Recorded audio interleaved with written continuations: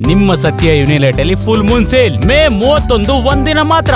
ಸತ್ಯ ಯುನಿಲೆಟ್. ವೈ ಮಂಜುನಾಥ್ ಮನೆಯಲ್ಲಿ ಇಡಿ ದಾಳಿ ಪ್ರಕರಣಕ್ಕೆ ಸಂಬಂಧಪಟ್ಟಂತೆ ಬೆಳಗಾವಿಯಲ್ಲಿ ಸಚಿವ ಸತೀಶ್ ಜಾರಕಿಹೊಳಿ ಹೇಳಿಕೆ ಕೊಟ್ಟಿದ್ದಾರೆ. ದಾಳಿ ವೇಳೆ ಅಪಾರ ಪ್ರಮಾಣದ ಚಿನ್ನ ಆಸ್ತಿ ಪತ್ತೆಯಾಗಿದೆ. ಇಡಿ ದಾಳಿಯಾಗಿದ್ದು ನಿಜ, ಭಾಮೈದ ಅನ್ನೋದು ಕೂಡ ನಿಜ. ಈಗ ಯಾವುದೇ ರೀತಿಯಾದಂತಹ ಸ್ಪಷ್ಟನೆಯನ್ನ ನೀಡುವಂತಹ ಅವಶ್ಯಕತೆ ಇಲ್ಲ. ರಾಜಕೀಯ ಪ್ರೇರಿತ ಅಂತ ಈಗಲೇ ಹೇಳೋದಕ್ಕಾಗೋದಿಲ್ಲ. ಯಾವ ರೀತಿ ತನಿಖೆ ಆಗತ್ತೆ ಅನ್ನುವಂತಹ ಗೊಂದಲ ಇದೆ ಅನ್ನೋದಾಗಿ ಈ ರೀತಿಯಾಗಿ ಸಚಿವ ಸತೀಶ್ ಜಾರಕಿಹೊಳಿ ಹೇಳಿಕೆಯನ್ನ ಕೊಟ್ಟಿದ್ದಾರೆ. ಭ್ರಷ್ಟಾಚಾರ ತನಿಖೆ ಮಾಡುವಂತಹ ಲೋಕಾಯುಕ್ತ ಇದೆ.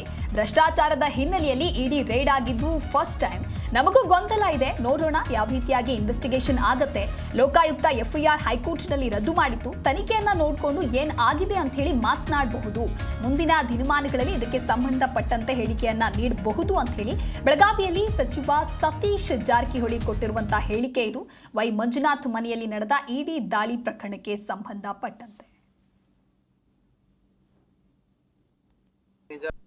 ಅದು ಇಡೀ ಕೇಸ್ ಆಗಿದ್ದು ನಿಜ. ನಮ್ಮ ಭಾವ ಮೈದ ಜಾರಕಿಹೊಳಿ ಸಂಬಂಧಿ ಮಂತ್ರಿಗಳ ಸಂಬಂಧ ಆಗಿದ್ದು ನಿಜ. ಅದರಲ್ಲಿ ಏನು ಸರ್ಟಿಫಿಕೇಟ್ ಕೊಡೋದು ಅವಶ್ಯಕತೆ ಇಲ್ಲ. ಅದನ್ನು ಸ್ಪಷ್ಟೀಕರಣದ ಅವಶ್ಯಕತೆ ಇಲ್ಲ. ಅದನ್ನು ಎಲ್ಲರಿಗೂ ಗೊತ್ತಿದ್ದ ವಿಚಾರ. ರಾಜಕೀಯ ಪ್ರೇರಿತ ಅಂತಾರ ಸದ್ಯಕ್ಕೆ ಹೇಳಲಿಕ್ಕಾಗಲ್ಲ ರೀ.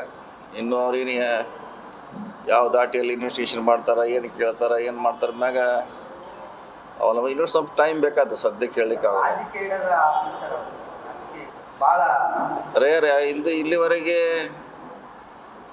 ಭ್ರಷ್ಟಾಚಾರ ಮಾಡಲಿಕ್ಕೆ ಲೋಕಾಯುಕ್ತ ಇದೆ, ಅವ್ರದ್ದು ಇಲಾಖೆ ಇದೆ, ಬೇರೆ ಬೇರೆ ಏಜೆನ್ಸಿ ಅವ್ರು ಮಾಡ್ತಾರೆ. ಇದು ಫಸ್ಟ್ ಟೈಮು ಭ್ರಷ್ಟಾಚಾರ ಆರೋಪ ಮೇಲೆ ಇಷ್ಟು ದೊಡ್ಡ ರೇಡ್ ಆಗಿದ್ದು ಇತಿಹಾಸ. ಅದು ಕೂಡ ನಮಗೂ ಕನ್ಫ್ಯೂಸ್ ಇದೆ. ಅದು